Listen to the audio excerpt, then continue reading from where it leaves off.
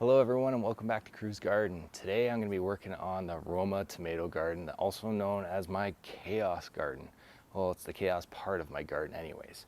Last few weeks we've had extreme heat and I'm very grateful that I didn't trim off the suckers on the plants this year because that overgrowth allowed the moisture to stay on the soil and it didn't affect the tomato plants that much. I probably had to water both these garden beds for maybe 4 minutes each once in the last 3 weeks. And that's because of the overgrowth keeping the dampness and the moisture in the soil. Once the heat wave was over, we've had probably about 3 days of just torrential downpour, and it really kind of was good for the tomatoes, but it kind of shocked them a little bit. I started getting a lot of bottom rot, and some of these tomatoes are just falling off actually. But I started getting bottom rot, and that tells me that it's time to trim it back. It's time to allow some airflow and promote new growth on the plants. With the tomatoes being the way they are,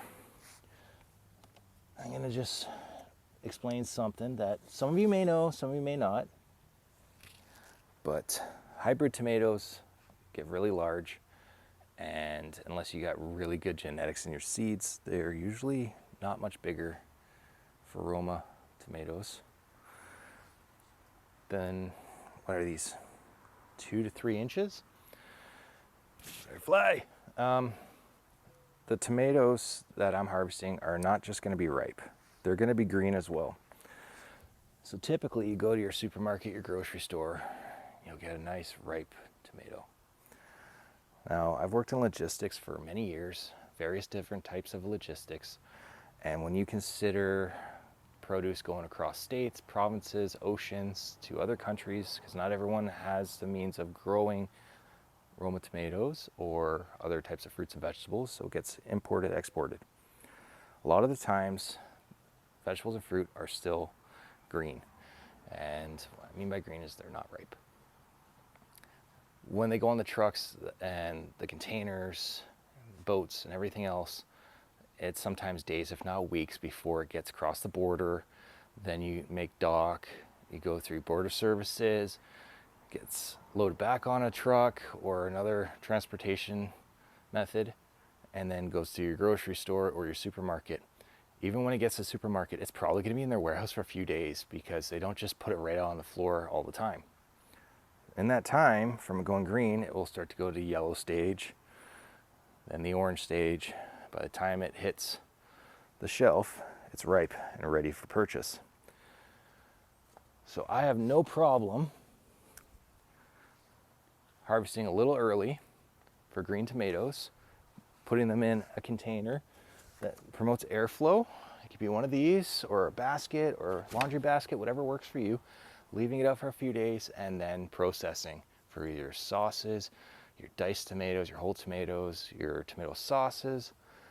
And it allows the plant to promote new growth and you get more of a harvest. I will probably weigh these tomatoes and see how much I get from the first harvest versus the second harvest.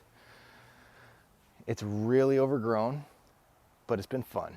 And I know there's been some critics about my chaos garden, letting it overgrow, not staking it up high enough, and not cutting the suckers off, and the list goes on and on and on and on. I'm going to tell you my theory on gardening. If you're not having fun, you're not doing it right. Gardening is one of those hobbies or lifestyles where if you just got to enjoy what you're doing. Everyone's got an opinion. Everyone's going to give advice. You do what works for you. I'm not saying it's not good to learn from people. Learn from other people's experiences, their mistakes as well. But you got to see what works for you. Whether that be from books, from TV, from other YouTubers. Find tips and tricks. But it's also going to come down to your soil, where you live, your zone for gardening. No one has all the answers. Well, maybe some people might have all the answers, but I'm not one of them. I'm just a guy who likes to garden and share my garden experience with everyone else. So I'm going to cut these back, allow the airflow, promote new growth, stake them up, get a second harvest most likely, and do the best I can. The other thing with them overgrowing like this is you start getting a lot of this grossness. A lot of them start to rot off. And that's okay. It's kind of like let the strong survive. And that one was the weakest link. So anyways, harvesting the tomatoes, cutting them back, as I mentioned, and having fun with the garden. If you've had good success with your Roma tomatoes, let me know. I'd love to hear what you do, and if you've done the chaos method before, or if you have a smaller garden, large, it doesn't matter. I just love to hear back from you guys. So thank you those that have been following the channel.